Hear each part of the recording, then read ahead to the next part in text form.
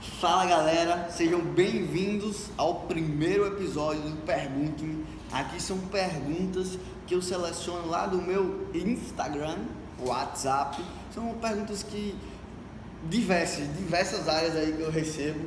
A Larissa é responsável por coletar essas perguntas aqui. Eu não sei qual é as perguntas. Eu já falei pra ela que hoje é sexta-feira e tem que ser perguntas fáceis, mas pelo que eu tô vendo aqui, pela risada dela, vai ser perguntas difíceis. Vamos lá, Lari, qual a primeira pergunta e quem fez? Quero abrir o meu escritório, mas estou na dúvida. Abrir do zero ou me filiar a uma rede de investimento? Tá, bacana. Então, isso aí é uma dúvida que eu tive no início, né? E se a pessoa aí, são poucos dados para eu dar uma resposta mais assertiva, né? Mas eu imagino que se ele está com essa dúvida, ele tem dinheiro para ir para a franquia, tá? Então vamos partir de duas variáveis. Primeira variável, o cara que não tem dinheiro e está com essa dúvida, e o cara que tem dinheiro e está com essa dúvida. Então o cara que não tem dinheiro e está com essa dúvida, ele está criando uma desculpa para não começar. Então quando eu fui querer começar o meu escritório, eu comecei com R$1.500 e eu comecei com muito. Teve gente que começou sem nada. Eu não tinha notebook, eu não tinha ambiente físico, eu tinha R$1.500 e a gente começou. Então, se ele está sem dinheiro, ele pode começar. Na verdade, ele deve começar. Ele tem que ter muito cuidado em relação a essas desculpas, que é uma desculpa inclusive relevante. Você não ter dinheiro. Eu não tenho dinheiro. É compreensível, é relevante, todo mundo entende isso aí. Todo mundo vai bater nas costinhas e vai dizer, pô cara, mas você vai conseguir, junta esse dinheiro, espera um tempo. Não espera, tá? Então hoje nós temos diversas tecnologias que ele pode começar, mesmo se ele tiver um notebook, se ele não tiver computador, mas ele pode comprar um servidor na nuvem. Ele, por exemplo, tem uma empresa que eu conheço que se chama Skydocs, que ela faz isso. Ela coloca os sistemas contábeis na nuvem e você pode acessar de qualquer computador. Então, partindo do pressuposto que ele não tem dinheiro, é uma desculpa desgraçada. Então, acaba com essa desculpa. Partindo do pressuposto que ele tem dinheiro para escolher entre abrir sozinho e abrir uma franquia, escolha a franquia. Se você está inseguro, escolha a franquia, cara. É muito melhor você começar com a franquia. Ajude, por que você não começou com a franquia? Porque eu não tenho dinheiro. Se eu tivesse o dinheiro para investir, eu tinha começado uma franquia. Mas eu não comecei do nada. Eu tinha já 7 anos de experiência. Eu já tinha navegado em diversos escritórios. Eu já tinha sido gerente. Então não foi, vou abrir um escritório. Eu já tinha uma expertise, eu já sabia o que os escritórios erravam. Então cada erro, cada reclamação dos clientes, eu ficava naquela ali, observando, dizendo, o meu escritório não vai tomar essas decisões, o meu escritório vai cuidar melhor dos clientes, o meu escritório vai em cima disso dos meus clientes. Então tem um erro, assim, vamos dizer assim, emblemático do escritório, que é aproximação. Se ele comprar uma franquia, provavelmente ele já vai ter uma estrutura, um fluxo, ele já vai ter todo um processo para ele atender bem o cliente. E eu demorei para montar esse processo, foi muito erro e acerto. Então, se ele tem a grana, é muito melhor ele não entrar nessa questão de erro e acerto, né? Mas hoje a gente tem um processo, hoje a gente acompanha nossos clientes, hoje a gente visita nossos clientes, hoje a gente liga para os nossos clientes. Então, a gente tem tudo bem montado para a experiência do nosso cliente, a UX do nosso cliente ser incrível. Então assim, amigo, não coloque desculpas na sua frente. Com dinheiro ou sem dinheiro, você deve começar. Ajude, não sei como começar sem dinheiro. Consegue dinheiro. Vai vender água mineral, vai vender picolé, vai vender doce de leite, vai vender alguma coisa para ganhar dinheiro, vai vender camisa, compra no Mercado Livre um pacote de camisa Lacoste, não sei o que, vende para os familiares e vai vendendo. Quando você tiver a grana, nem sempre você precisa começar logo com um escritório. Você pode começar com outras coisas. Só que aí onde é que está a grande questão? As pessoas começam com outras coisas e esquecem que aquilo se perde, perfeitamente. Esquece que aquilo é só um caminho para chegar no seu objetivo. Ok? Então, começa. O caminho se faz caminhando. Vamos lá, segunda pergunta. Recebi uma proposta de um estágio irrecusável, mas é muito longe da minha casa.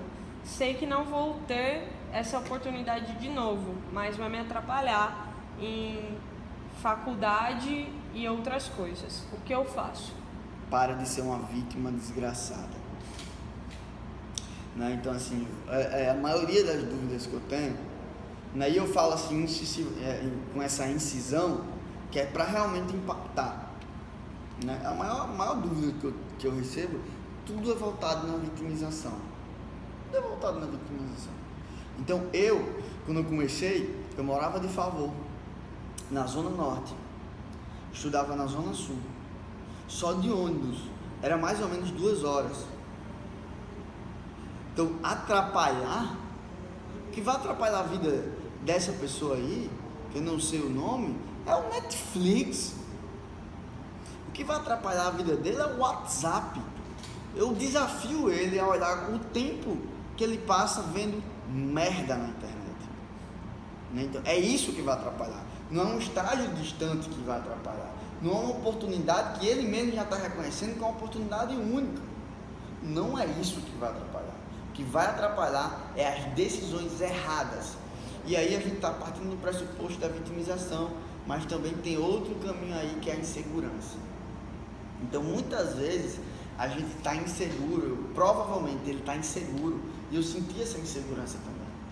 Ele está inseguro e por causa dessa insegurança ele está colocando outras coisas superficiais para tampar a verdadeira coisa, que é a insegurança. Tá? Então como eu falo, né? São perguntas assim que provavelmente sempre vem com poucas informações e eu tenho que ser bem assertivo na hora de falar. Então aproveita as oportunidades. Nem todas as oportunidades voltam. Tá? E provavelmente a gente se arrepende muito mais pelo que não fez do que pelo que fez. Então, como é que eu sei se vai me atrapalhar ou não? Caralho, tu nem foi lá, tu já tá dizendo que vai atrapalhar. Vai lá, né? Primeiro vai, depois vai te atrapalhar. O máximo que vai acontecer é você diminuir a sua performance. Na faculdade, por exemplo, durante 2, 3 meses, depois vai acontecer uma coisa que se chama rotina. Então o cérebro vai entrar na rotina, você vai começar a melhorar, você vai aproveitar melhor o seu final de semana. E tem que dormir menos. O que é que ele está fazendo de madrugada? Fica acordado mesmo. Né? Tem esse período que você tem que pagar o preço. E tudo que vier colateral, todas as afirmações dele que vier colateral a essas suposições que eu estou botando aqui, tudo que ele vier falar dizendo, mas tem isso, é desculpa. Perfeito. Essa pessoa acompanha você há um pouquinho mais de tempo e ela vê muitos seus stories e ela perguntou por que você leva o pessoal da sua equipe para as reuniões? Então isso aí provavelmente é um empreendedor ou uma pessoa que está empreendendo, né? Então assim, por que eu levo as pessoas para a reunião? Porque eu quero que as pessoas aprendam não só com teoria, eu quero que elas aprendam com prática. Então tem uma coisa que as pessoas falam que é assim, só existe a melhor maneira de ensinar é pelo exemplo, não é a única. É a única. Então eu levo elas para a reunião, para elas entenderem, por exemplo, como eu cheguei agora, que eu passei 3 horas escutando o cliente, que provavelmente não vai ter condições de pagar o meu produto. Então, eu estou lá muito mais para ajudar ele de alguma maneira do que para vender. E eu levo eles porque eu quero tornar todos da minha equipe pessoas melhores do que Jordi. Então eu quero que eles aprendam comigo e eu quero que eles ultrapassem Jordi. Geralmente, quem não leva colaborador, isso não é uma regra, não é uma verdade absoluta, mas geralmente, quem não leva colaborador é porque tem medo do colaborador se tornar melhor do que ele. Tem medo do cara aprender o macete, tem medo do cara aprender a manha. E eu quero que você, que a Alisson, que o Guilherme, que todo mundo, os 12 da equipe, Impulsione, se torne muito mais foda do que Jordi. De coração e de verdade, vocês sabem disso. Então as pessoas ficam com esse pensamento pequeno de escassez. E eu penso de maneira abundante. Uma coisa que eu sempre falo: eu tô no sol recebendo vitamina D. Eu não tô tomando a vitamina D de ninguém. Tem vitamina D para todo mundo. Então é exatamente por isso que eu levo. E eu desafio também os empreendedores a fazer isso. Leve pessoas. E daqui a pouco eu não estou precisando ir mais para essas reuniões. Outra pessoa já vai estar assumindo. E eu vou pensar em alguma coisa mais estratégica para todo mundo vencer o jogo. Qual o tempo ideal para uma reunião com o cliente?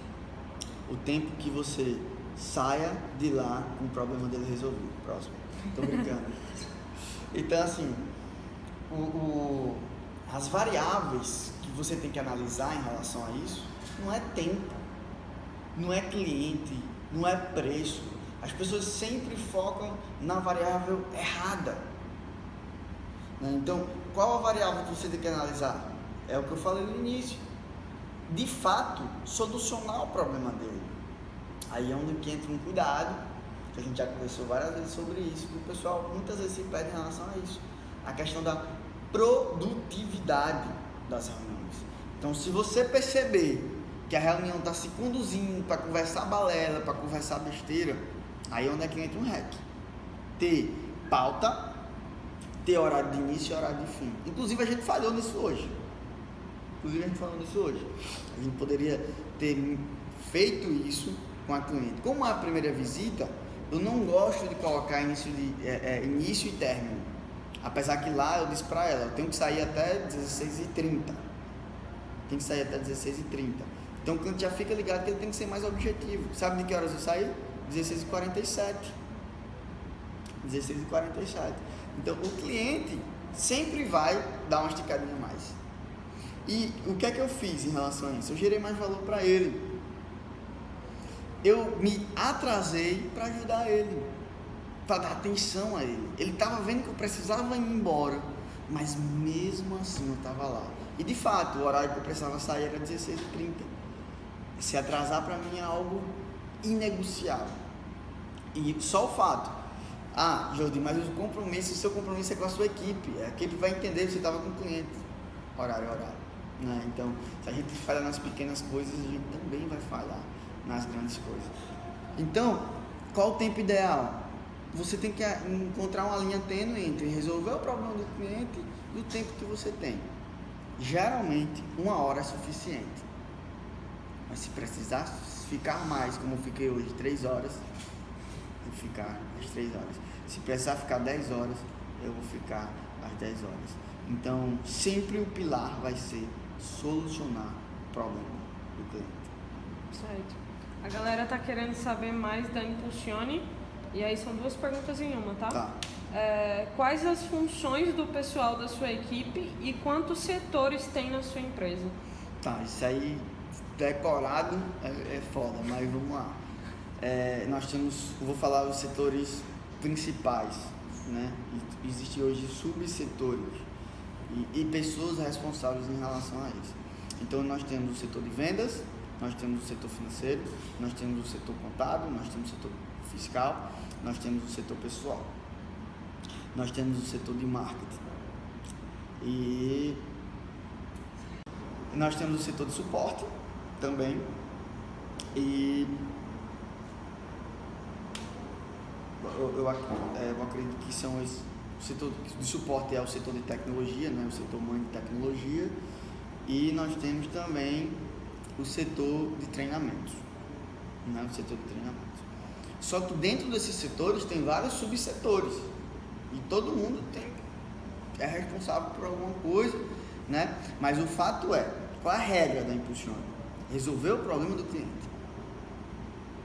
Então o cara liga lá para o setor de vendas, por exemplo, que é de ser o responsável, e pede para resolver o negócio financeiro. Ele vai dizer, jamais ele vai dizer, se ele disser isso, eu mato ele. Isso não é comigo. Eu mato ele. Ele vai levar a solução para o cliente. Entendeu? Então, independente de setor, nós somos um time. Então, se a gente tiver precisando de alguém na defesa, até o goleiro vem para cabecear. Essa é a primeira pergunta. Qual é a segunda? Quais as funções do pessoal da sua equipe? Eu acho que eu já respondi. Sim. Isso aí, né? Mas nós temos Edson é comercial, Heverson é diretor administrativo, eu sou diretor geral, talvez. CEO. CEO. Sou CEO. Você é publicitária, Alice é design, Vitor é tráfego, Guilherme é podcast, Eclen é customer services e tecnologia, Bárbara é financeiro, enfim, tem Lohan, Thaisa, acho que não esqueci de ninguém não. Lohan é setor fiscal, Thaisa é setor Excel, né? Excel, ela fica responsável por Excel. Enfim, falei todo mundo. Próximo. Quais são as documentações necessárias para abrir um MEI? Tá. Primeiro, você tem que procurar um contador. Tá? Você tem que procurar um contador. Por quê? Isso pode variar. Por exemplo, eu quero abrir uma loja de biju, como eu recebi agora há pouco tempo uma mensagem. A documentação é identidade, CPF, comprovante de residência e só. Simples assim. Mas se você quiser que o MEI é permitido abrir uma distribuidora de gás, você vai precisar de alvará de bombeiro. Então, depende de qual empresa. Jordi, eu não sei qual os documentos eu tenho. Procura um contador, procura o Sebrae, tá? A ideia é procurar um contador.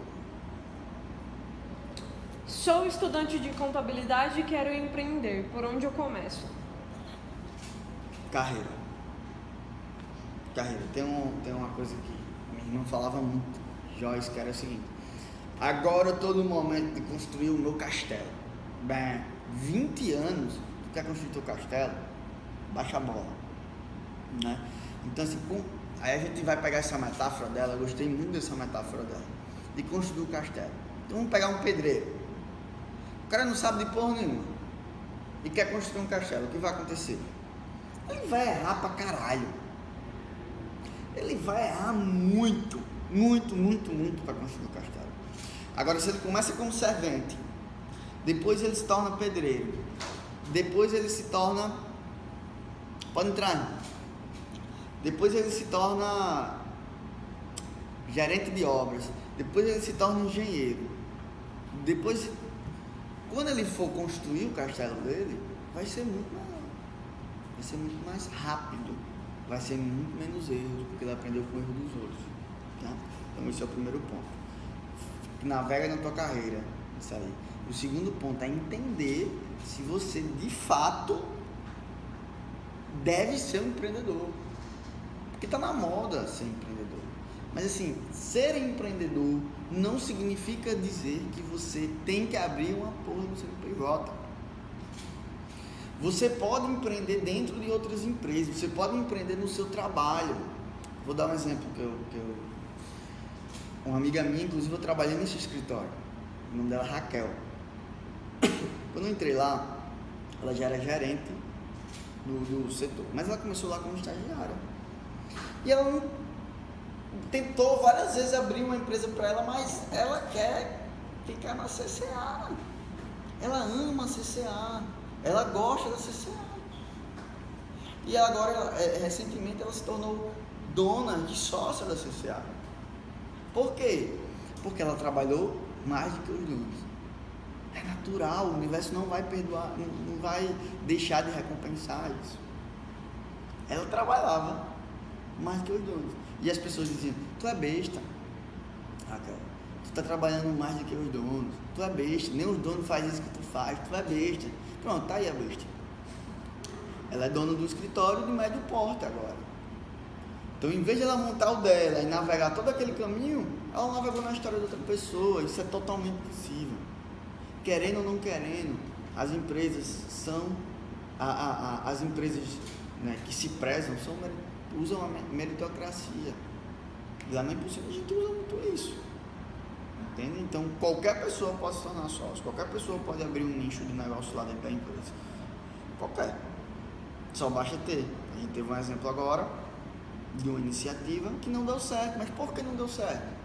Porque não tem o instinto de ser empreendedor. Então, se a pessoa respeitar mais o seu perfil e agora batalhar em cima do seu perfil, aí existe até DNA para isso. Existe uma quantidade, né, genética, lá o RNH, não sei especificamente agora, não estou lembrando, mas existe esse DNA que fizeram uma pesquisa para você ser realmente empreendedor, para aguentar essa carga. Vou dar um exemplo. O cliente falou agressivamente com o Edson e ele fala do mesmo jeito comigo. Eu não recebo a carga e Edson se sente mal. Entendeu? Então ele tem que entender que no DNA dele ele vai performar muito melhor no que ele tem perfil do que, por exemplo, na linha de frente, que é o empreendedor. Porque dentro de todas as variáveis da Impulsione, a responsabilidade é de quem? É minha. E eu consigo dormir tranquilamente com essa responsabilidade. Então são dois caminhos que ele tem que ter aí. Primeiro, construir a carreira dele, ele vai economizar muito mais. Tem gente que começa do zero e dá certo, mas sofre pra caralho. Né? Ou ele empreender, né, dentro de outro escritório, ou, no caso, 3 caminhos. Depois, qual é o terceiro? Esqueci, esqueci. O primeiro é ele navegar na carreira. Sim, ele identificar se realmente ele tem perfil para ser empreendedor. Esse é o grande ponto, porque todo mundo agora, com esse negócio de empreendedorismo, acha que se lê 2 livros de empreendedorismo, ler 2 livros de empreendedorismo, acho que vai ser o próximo Zuckerberg da vida, ou Bill Gates. E aí, onde é que tá a questão? Show.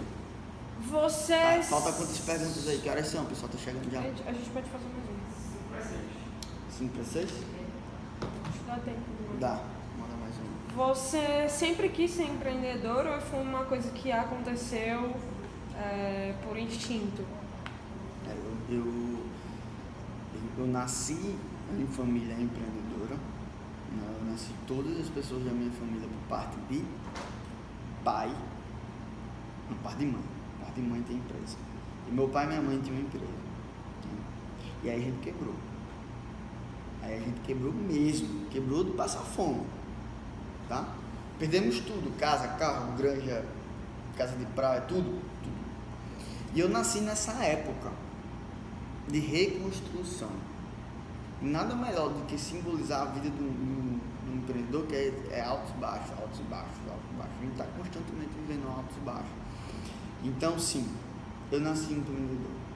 Eu acredito fortemente nisso. Apesar de todas as limitações que eu tinha, como timidez, por exemplo, mas eu ia apesar da timidez. Apesar de ser tímido, hoje eu consigo performar mais, eu consigo ir além porque eu venci essa limitação. Entende? Mas eu nasci empreendedor, só que eu fugi muito tempo disso por causa do trauma do que tem acontecido comigo, com a minha família. E meus pais colocaram na minha cabeça que era tudo na vida menos empresa. Mas chegou um momento que não deu mais para fugir. Eu tinha que abrir meu próprio negócio porque eu não conseguia encontrar uma empresa que tratasse os colaboradores como eu acredito, que tratasse os clientes como eu acredito. Porque se eu tivesse conseguido uma empresa dessa, eu tinha empreendido lá dentro. Como não existia uma Impulsione, senão eu tenho que fundar uma empresa dessa. Mas eu preferiria muito mais trabalhar em outra empresa com a cultura que a gente tem. Muito mais. Como eu não achei, você tem que criar essa porra. O mercado precisa de uma empresa assim. Os clientes precisam de uma empresa assim. Os colaboradores precisam de uma empresa assim, uma empresa que entenda, uma empresa que apoie, uma empresa que faça o colaborador evoluir, que só sugue o colaborador. Uma empresa que não quer só o honorário do cliente, que é o crescimento fidedigno do cliente. Uma empresa que busca o sucesso do cliente. Uma empresa que muitas vezes faz o que não pode para o cliente se dar bem. Entendeu? Então, exatamente foi por isso que eu comecei a empreender, que eu não entendi que a minha grande missão é ajudar os empresários a crescer, a performar melhor, para fugir do que eu passei. Fechou. Ok? Ok. Vamos fazer um fechamento aqui. Então, pessoal, aqui nós encerramos mais um episódio do Pergunte-me. Deixa sua pergunta aqui nos comentários ou em algum canto aqui onde você está me assistindo.